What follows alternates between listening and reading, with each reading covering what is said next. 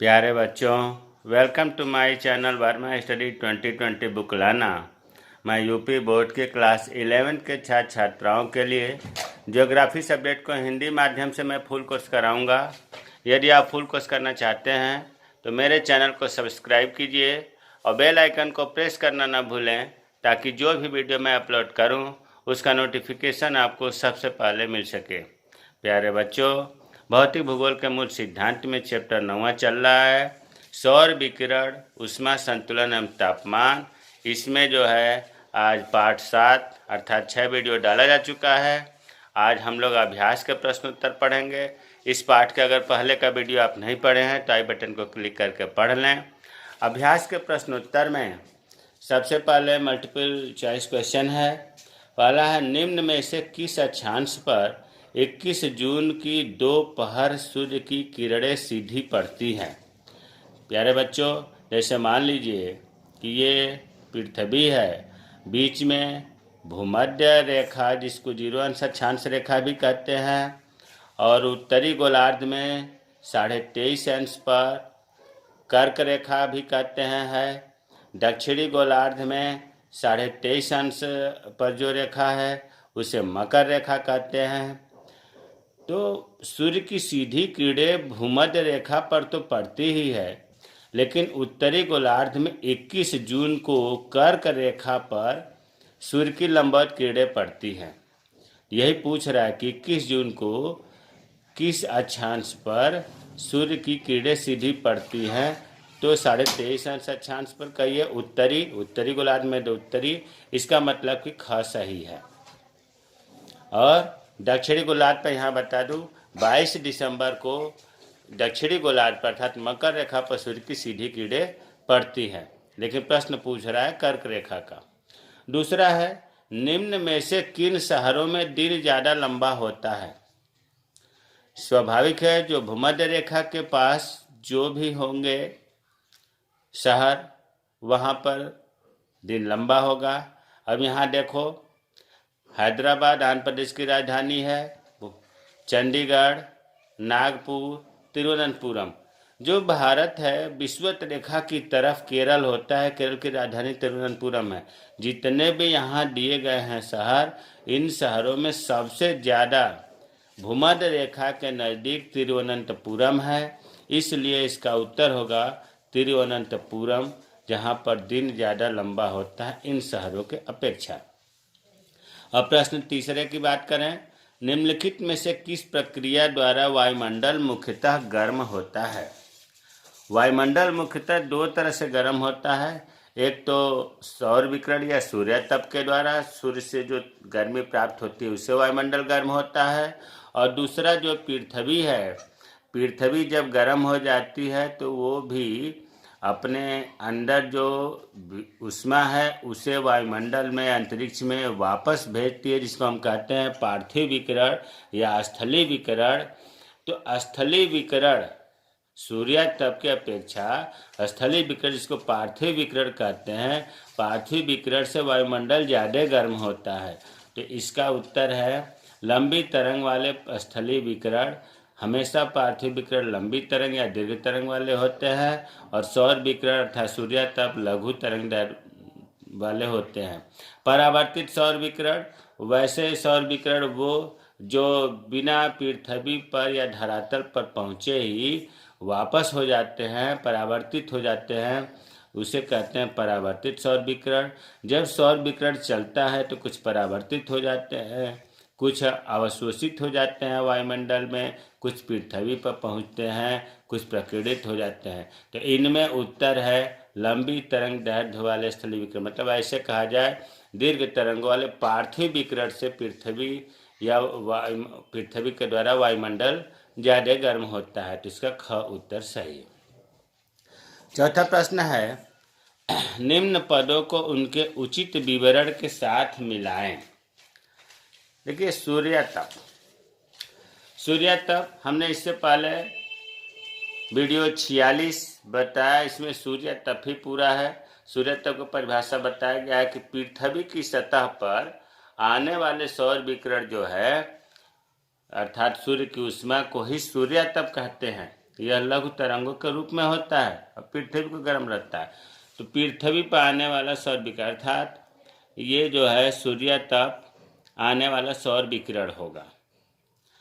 अब एल्बिडो की बात करें। एल्बिडो जो है, जितने भी सूर्य तप चलता है सूर्य से या सूर्य की किरणें चलती हैं पृथ्वी पर, तो उसमें सभी पृथ्वी के धरातल पर नहीं पहुंचती, बल्कि 35%, 100% में 35% जो है सौर विकिरण परावर्तित हो जाती हैं। अब इसके अंदर परावर्तित में डीपली पढ़ाया गया है आपको पिछले वीडियो में कि 6% वायुमंडल के ऊपरी परत से परावर्तित हो जाता है, 27% बादलों के द्वारा परावर्तित हो जाता है और 2% पृथ्वी के हिम आच्छादित क्षेत्रों के द्वारा परावर्तित हो जाता है। तो हम ये कहें कि सौर विकिरण की जो परावर्तित मात्रा है टोटल जो 35% है वो एल्बिडो कहलाती है। अब उससे मिलता जुलता इसमें देखिए है एल्बिडो का किसी वस्तु के द्वारा परावर्तित दृश्य प्रकाश का प्रतिशत, जो 35% होता है, परावर्तित हो जाती है धरातल पर पहुंचने से पहले ही, उसे हम कहते हैं एल्बिडो। समताप रेखा समान ताप को मिलाने वाली अर्थात वह सही है समान तापमान वाले स्थानों को जोड़ने वाली मिलाने वाली रेखा को समताप रेखा कहते हैं। वार्षिक तापांतर, देखिए वार्षिक का मतलब होता है वर्ष। पूरे वर्ष में जो सबसे ज़्यादा ठंड वाला महीना है जनवरी है, उत्तरी गोलार्ध की बात कर रहा हूँ, और सबसे ज़्यादा गर्म महीना जुलाई है। तो जनवरी महीने का औसत तापमान, जुलाई महीने के औसत तापमान का जो अंतर निकालेंगे वो वार्षिक तापांतर कहलाएगा। तो इसमें है सबसे कोष्ण नहीं बल्कि उष्ण, सबसे उष्ण और सबसे शीत महीनों के मध्य तापमान का अंतर। तो हमें उम्मीद है कि सूर्य तप, एल्बिडो, समताप रेखा, वार्षिक तापांतर आपको समझ में आ गया होगा। अब पांचवा बात करूं, पृथ्वी के विषुवतीय वृत्तीय क्षेत्रों की अपेक्षा उत्तरी गोलार्ध के उपोष्ण कटिबंधीय क्षेत्रों का तापमान अधिकतम होता है। इसका मुख्य कारण है, अभी हमने जो ये बताया था यहाँ पर कि बीच में भूमध्य रेखा है, अर्थात कर्क रेखा से मकर रेखा के बीच में उष्णकटिबंधीय क्षेत्र है, जिसको भूमध्य रेखीय क्षेत्र भी कहते हैं। भूमध्य रेखीय क्षेत्र पर तापमान ज़्यादा होना चाहिए, लेकिन ये कह रहा है कि उत्तरी गोलार्ध में कर्क रेखा पर क्यों तापमान ज़्यादा होता है। तो प्यारे बच्चों, यहाँ पर जो है तापमान तो ज़्यादा होता है भूमध्य रेखीय क्षेत्रों पर, प्रतिदिन बादल बनता है, प्रतिदिन वर्षा होती है, और कर्क रेखा पर बादल जो है कम बनते हैं। इस वजह से यहाँ का तापमान ज़्यादा होता है। तो इसमें जो है आपका सही प्रश्न होगा, विषुवतीय क्षेत्रों की अपेक्षा उपोष्ण कटिबंधीय क्षेत्रों में कम बादल होते हैं। उपोष्ण कटिबंधीय क्षेत्रों में गर्मी के दिनों की लंबाई विषुवतीय क्षेत्रों से ज़्यादा होती है। देखिए यहाँ बादल तो कम बनते हैं, उससे ज़्यादा महत्वपूर्ण ये चीज़ दिखा रहा है, क्योंकि उपोष्ण कटिबंधीय क्षेत्रों में गर्मी के दिनों में जब यहाँ कर्क रेखा पर सूर्य लंबवत पहुँचता है तो यहाँ पर दिन लंबा हो जाता है विषुवत रेखा की अपेक्षा, तो इससे यहाँ पर तापमान ज़्यादा होता है। बादल की अपेक्षा ज़्यादा इसकी भूमिका है। गर्मी के दिनों की लंबाई विषुवतीय क्षेत्रों से ज़्यादा हो जाती है। कब? उत्तरी गोलार्ध के कर्क रेखा पर। तो ख सही होगा इसका प्रश्न का उत्तर। अब प्रश्न दूसरा आते हैं। निम्नलिखित प्रश्नों का उत्तर लगभग 30 शब्दों में दीजिए। पृथ्वी पर तापमान का असमान वितरण किस प्रकार जलवायु और मौसम को प्रभावित करता है? तो अब यहाँ तक ऑब्जेक्टिव था। अब जो है मैं जो लिखा हूँ इस पर आ जाते हैं। ये आपको बता दिया है, साथ में लिख दिया हूँ पहले का ये, दूसरे, तीसरे, चौथे, पाँचवें का। अब दूसरे का पहला, पृथ्वी पर तापमान का असमान वितरण।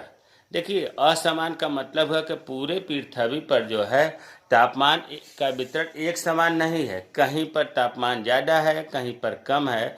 ये किस प्रकार जलवायु और मौसम को प्रभावित करता है? जलवायु अलग चीज़ है और मौसम अलग चीज़ है। पहले तो यहाँ आप क्लियर हो जाए जलवायु और मौसम किसे कहते हैं। देखिए, मौसम की बात करें तो मौसम अल्पकाल में मतलब थोड़े समय में वायुमंडलीय दशाओं की अवस्था होती है। क्या बताया हमने? मौसम अल्पकालीन वायुमंडलीय दशाएं मौसम कहलाता है। वायुमंडलीय दशाओं के अंतर्गत क्या आएगा? तापमान आएगा, वायुभार, वर्षा, धूप, बादल, हवाएं, आर्द्रता, ये वायुमंडलीय दशा है। तो थोड़े समय में किसी स्थान या क्षेत्र का जो वायुमंडलीय दशा है वो मौसम कहलाता है। अरे हम कहते नहीं हैं आज मौसम गर्म है, आज मौसम बहुत ठंडा है, मौसम अचानक चेंज हो गया, मतलब थोड़े समय में जो वायुमंडलीय दशाओं में परिवर्तन होता है उसे हम मौसम कहते हैं। जलवायु दीर्घकालीन वायुमंडलीय दशाओं का बहुत लंबे समय 25 से 30 वर्ष तक के वायुमंडलीय दशाओं का अध्ययन जब हम करते हैं तो उसमें जो चीज़ निकल के बात आती है तो ठंडी, जैसे ठंडा ज़्यादा रहा तो ठंडी जलवायु, गर्म ज़्यादा रहा तो उष्ण जलवायु, उसे हम कहते हैं जलवायु। तो अब ये भी आपको समझ में आ गया होगा कि मौसम का प्रभाव क्षेत्र छोटा होता है जबकि जलवायु का संबंध किसी विशाल क्षेत्र से होता है। तो जलवायु और मौसम तापमान के असमान वितरण से किस प्रकार प्रभावित होता है, ये चीज़ इसमें लिखना है। देखिए, इसका उत्तर तो बहुत लंबा चौड़ा है। पहले तो हम मौखिक रूप से ही बता दें कि देखिए, जैसे मान लीजिए कि पहाड़ों पर बर्फ़ की वर्षा होती है, मैदानी क्षेत्रों में जल की वर्षा होती है। ऐसा क्यों होता है? पहाड़ों पर तापमान कम होता है, मैदानी क्षेत्रों में तापमान ज़्यादा होता है, इस वजह से भिन्नता है। पूरे ग्लोब को आप देखें तो भूमध्य रेखीय क्षेत्र जो है उष्णकटिबंधीय क्षेत्र है, जहाँ गर्मी ज़्यादा पड़ती है, जहाँ सबसे ठंड पड़ती है शीतकटिबंध क्षेत्र है, जहाँ पर दोनों का मध्य अवस्था शीतोष्ण कटिबंध। ऐसा क्यों 3 भागों में बांट दिया गया? उष्ण कटिबंध, शीतोष्ण कटिबंध, शीत कटिबंध। ये तापमान का ही तो वितरण का प्रभाव है। तापमान कहीं ज़्यादा है तो उष्ण कटिबंध, जहाँ ज़्यादा है शीत कटिबंध। तो तापमान से बहुत ही जलवायु और मौसम प्रभावित होता है। इसके साथ साथ और भी हम देखते हैं, देखो मान लो हमने ए क्षेत्र दिखाया और बी क्षेत्र दिखाया। ए क्षेत्र में तापमान अधिक है, टेम्परेचर यहाँ ज़्यादा है, किसके? इसके अपेक्षा। यहाँ तापमान कम है, हमने इसलिए लिख दिया। अब यहाँ देखो, जब तापमान ज़्यादा है तो यहाँ की हवा गर्म होगी और गर्म होकर के हवा हल्की होती है और ऊपर उठती है। कोई भी चीज़ जब गर्म होती है तो हल्की होकर ऊपर उठती है। तो जब ऊपर उठती है तो यहाँ पर जो वायु दाब है, जिसको वायु भार भी कहते हैं, वो निम्न हो जाता है, कम हो जाता है। भाई किसी चीज़, मान लो हवा है, उसमें तापमान ज़्यादा होगा तो उसके नमी खत्म हो जाएगी तो हल्की नहीं हो जाएगी। वायु का जो दाब, वायु दाब मतलब वायु भार, वो हल्की होगी, निम्न होगी। इन दोनों में विलोम संबंध होता है। तापमान अधिक होता है तो निम्न वायु दाब होता है। तो प्यारे बच्चों, आप ये समझने का प्रयास करो कि कोई स्थान है, यहाँ पर टेम्परेचर ज़्यादा हुआ तो यहाँ की हवा गर्म होकर के हल्की होकर के ऊपर उठ गई और नीचे खाली स्थान हो गया। इसके बगल में जो तापमान कम था, तापमान कम होने का जो उच्च दाब वाली हवा है, ठंडी हवा है, वो इस क्षेत्र में आने लगती है। तो हम एक बात निष्कर्ष पहुँचे कि उच्च वायु दाब क्षेत्र से निम्न वायु दाब की तरफ हवाएं गति करती हैं। वो चीज़ हमने यहाँ लिख दिया है कि जिस क्षेत्र में तापमान अधिक होता है उस क्षेत्र में हवाएं कम तापमान वाले क्षेत्रों से चलती हैं। तो हवाएं भी चल रही हैं, कैसे चल रही हैं? तापमान का असमान वितरण के कारण। अगर तापमान समान होता तो हवाएं कैसे चलती? दूसरा और समझते हैं, पृथ्वी का ग्लोब है, बीच में भूमध्य रेखा है, भूमध्य रेखा से उत्तर साइड में कर्क रेखा, दक्षिण गोलार्ध में मकर रेखा के बीच उष्ण कटिबंध है। यहाँ पर तापमान ज़्यादा होता है, इसलिए उष्ण जलवायु यहाँ मिलता है। उसी तरह से 66.5 टन से लेकर उत्तरी ध्रुव तक उत्तरी गोलार्ध में, 66.5 टन से दक्षिणी ध्रुव तक दक्षिणी गोलार्ध में सूर्य की किरणें नहीं पहुँच पाती हैं या बहुत नाममात्र पहुँचती हैं। ठंड ज़्यादा पड़ती है तो शीत कटिबंध हुआ। तापमान के वितरण, असमान वितरण के कारण ही तो यहाँ ठंड पड़ा, और इन दोनों के बीच में शीतोष्ण कटिबंध हुआ। तो हम ये देख रहे हैं कि तापमान के असमान वितरण से कहीं पर गर्मी ज़्यादा है, कहीं पर ठंड ज़्यादा है, कहीं पर नॉर्मल है। यही चीज़ इसमें लिखा है। अब और चीज़ देखते हैं। देखिए समुद्र है और समुद्र के किनारे जो स्थल भाग है, समुद्र तटीय भाग है, इससे हम देखते हैं प्यारे बच्चों दिन में क्या होता है कि तापमान अधिक होता है। आपको पता है कि स्थल बहुत जल्दी गर्म होता है, बहुत जल्दी ठंड होता है। दिन में जैसे ही सूर्य का किरणें पहुंचती हैं स्थल पर, समुद्र तटीय भाग में, तो यहाँ अधिक तापमान होने के कारण हवा गर्म होकर हल्की होकर ऊपर उठ जाती है और यहाँ निम्न वायुदाब बन जाता है। ठीक इसका उल्टा आप समुद्र पे आए। समुद्र का जल जो है धीरे धीरे गर्म होता है और धीरे धीरे ठंडा होता है। अर्थात यहाँ तो टेम्परेचर ज़्यादा हो गया, निम्न वायुदाब हो गया, लेकिन यहाँ इसके अपेक्षा टेम्परेचर इतना जल्दी गर्म नहीं हुआ। तो यहाँ टेम्परेचर क्या हुआ, इसकी अपेक्षा कम रहा। जब टेम्परेचर कम होगा तो उच्च वायुदाब होगा। तो जब उच्च वायुदाब होगा तो ये निष्कर्ष निकला कि दिन में उच्च वायुदाब से निम्न वायुदाब की ओर, उच्च वायुदाब से निम्न वायुदाब की ओर, या ऐसे कहें कि दिन में समुद्र से स्थल की ओर हवाएं चलती हैं, जिनको हम कहते हैं समुद्री समीर या समुद्री हवाएं। वही चीज़ इधर लिखा है कि स्थल जल की अपेक्षा जल्दी गर्म तथा जल्दी ठंडा हो जाता है। अतः दिन में सूर्य की किरणों से समुद्र की अपेक्षा समुद्र तटीय भाग अधिक गर्म हो जाता है और वहाँ क्या होता है, निम्न वायुदाब क्षेत्र बन जाता है। फलस्वरूप दिन में समुद्र की ओर से भूमि की ओर हवाएं चलती हैं, समुद्री पवन या समुद्री समीर कहा जाता है। अब इसका ठीक उल्टा देखते हैं। रात में उल्टा होगा। ये समुद्री भाग है, ये स्थलीय भाग समुद्र तटीय भाग है। रात में क्या होता है कि जल्दी ठंडा हो जाता है। स्थलीय भाग जल्दी ठंडा हो गया। जब कम तापमान हुआ तो उच्च वायुदाब होगा और ये धीरे धीरे ठंडा होता है। इसके अपेक्षा यहाँ पर उच्च तापमान रहता है। तो जब उच्च तापमान होगा तो निम्न वायुदाब होगा।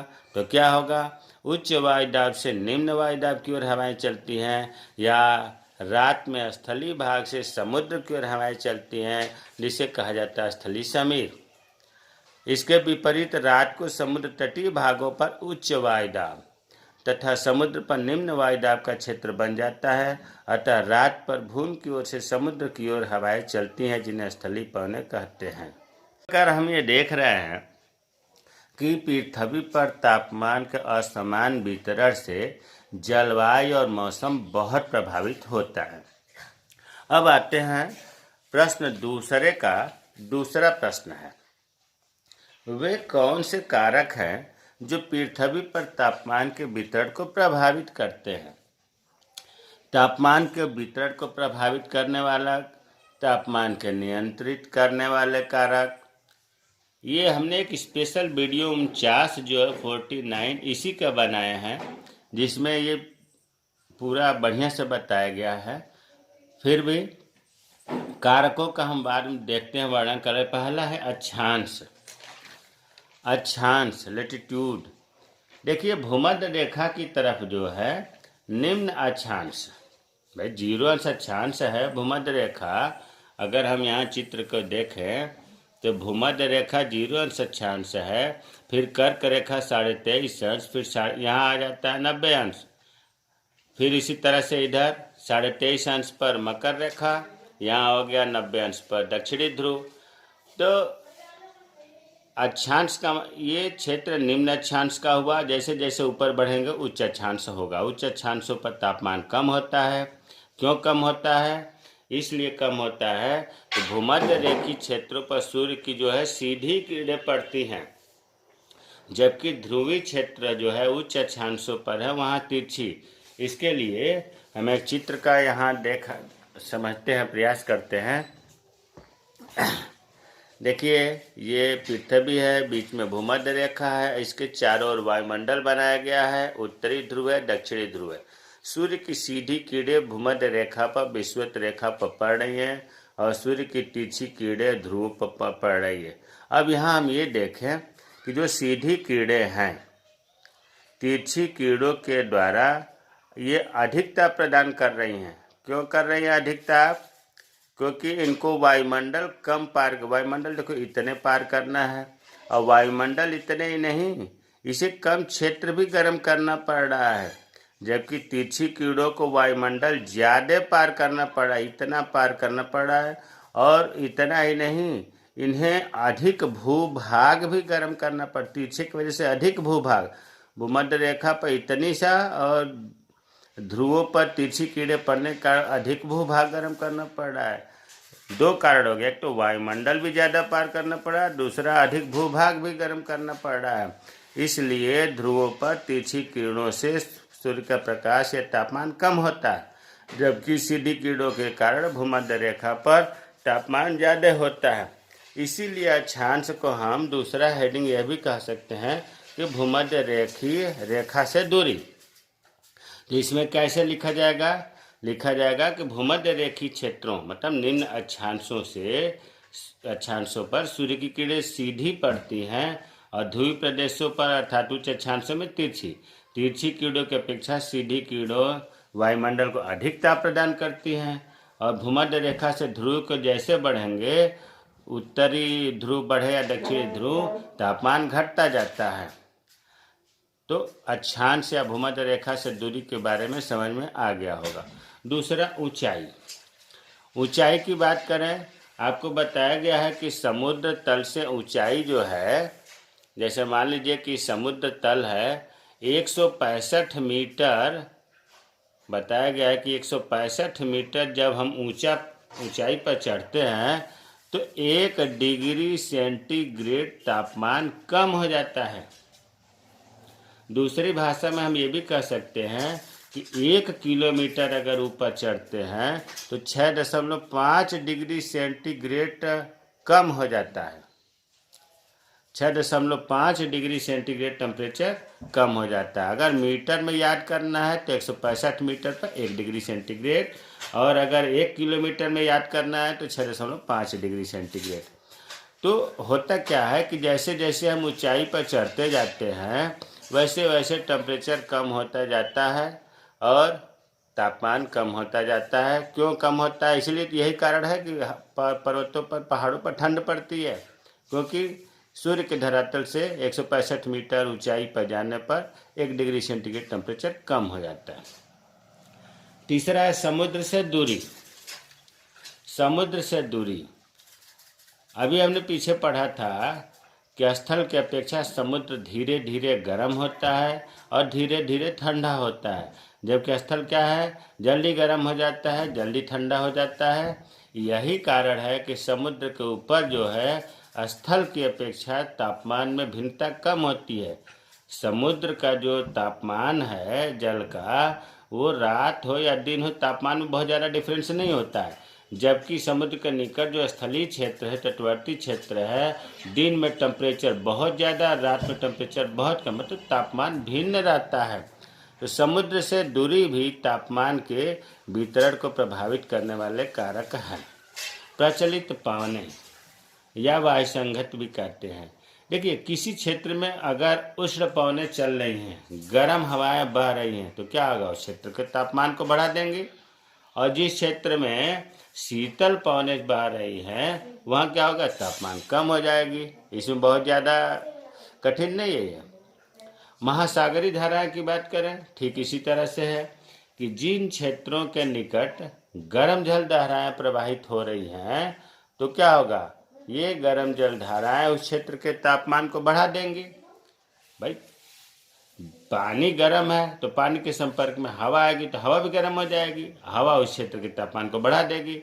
उसी तरह से अगर शीतल जल धाराएं बह रही हैं तो तापमान को कम कर देंगी। तो महासागरीय धाराएं और प्रचलित पवनें लगभग एक जैसी है। अन्य कारक में स्थानीय वायुमंडलीय घटनाएं। भाई, मान लो कि तापमान ज़्यादा है और बादल हो गया, तूफान आ गया, ओस पड़ गई, तो तापमान कम हो जाएगा। तो स्थानीय लोकल जो वायुमंडलीय दशाएं हैं, घटनाएं हैं, इनसे भी तापमान प्रभावित होता है। स्थलाकृतियों का ढाल, अगर पूरब की तरफ ढाल है तो क्या होगा, सूर्य की सीधी किरणें पड़ेंगी, अर्थात तापमान ज़्यादा होगा इस स्थल पर। और अगर अपोजिट में ढाल है तो तापमान कम होगा। तो स्थल का जो ढाल है, स्थल की आकृति का, ये भी तापमान को प्रभावित करता है। पृथ्वी से सूर्य की दूरी, पृथ्वी और सूर्य के बीच में सबसे कम दूरी है, जिसको हम कहते हैं उपसौर, 3 जनवरी को होता है। तो उस दिन क्या होगा, सूर्य तप ज़्यादा पड़ेगा। और 4 जुलाई को सबसे ज़्यादा पृथ्वी और सूर्य के बीच की अधिकतम दूरी होती है अपसौर। उस दिन क्या होगा, सूर्य तप कम पहुंचेगा। तो पृथ्वी से सूर्य की दूरी भी तापमान के प्रभावित करती है। दिन की अवधि की बात, अगर दिन लंबा हो रहा है, रात छोटी हो रही है, तो दिन लंबा है तो तापमान ज़्यादा होगा। दिन की अवधि अगर छोटा है तो तापमान कम होगा। तो ये अन्य कारक में आ गया। तो हमें उम्मीद है कि तापमान के वितरण को प्रभावित करने वाले कारक जो आपको 6 पॉइंट है, ये समझ में आ गया होगा। और अभी तक जो प्रश्न का उत्तर बताया गया, अगर इसमें कोई चीज़ समझ में नहीं आया है तो आप कमेंट बॉक्स में कमेंट करें, मैं रिप्लाई करूंगा। मेरे चैनल को सब्सक्राइब कीजिए, मुझे सुझाव दें कि क्या कमी है, ताकि मैं अच्छा से अच्छा वीडियो बना सकूं। आप लोगों के कमेंट से मुझे बहुत उत्साह मिलता है, अच्छा से अच्छा वीडियो बनाने को मन करता है। इसलिए आप कमेंट से करें, बुरा लगे तो बुरा करिए ताकि उसे दूर किया जा सके, अच्छा लगे तो अच्छा करिए, लेकिन कमेंट से करिए। जय हिंद, जय भारत।